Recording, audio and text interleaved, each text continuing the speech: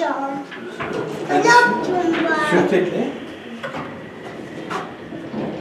Ne yapacağım? Hadi bakalım küçük Kuleye kaptan. mi yapacağım?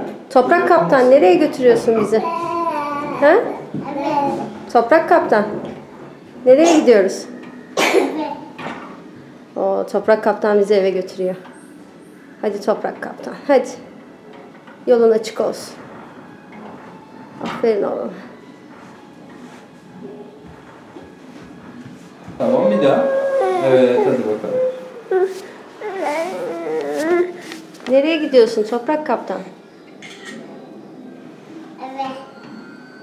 Evet diyorum ben. Toprak eve gidiyor evet. Evet diyorum. Ekrana bakarak git ama. Aferin sana. Kade. Kade. Kare evet onlar kare. Küp. Küpümü. Küp. Yapayım. Yapacağım. Yok yapamazsın oğlum. Ağır onlar. Hem bizim değil.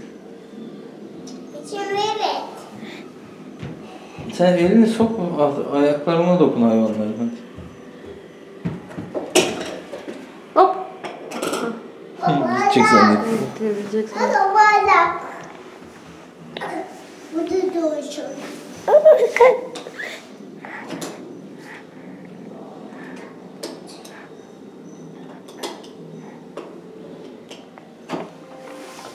Tamam.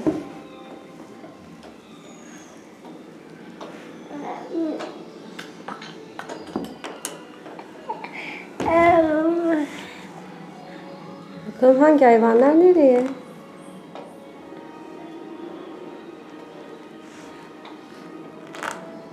Yerleştir bu dünyaya. Hayvanların hepsinin yuvası belli olsun.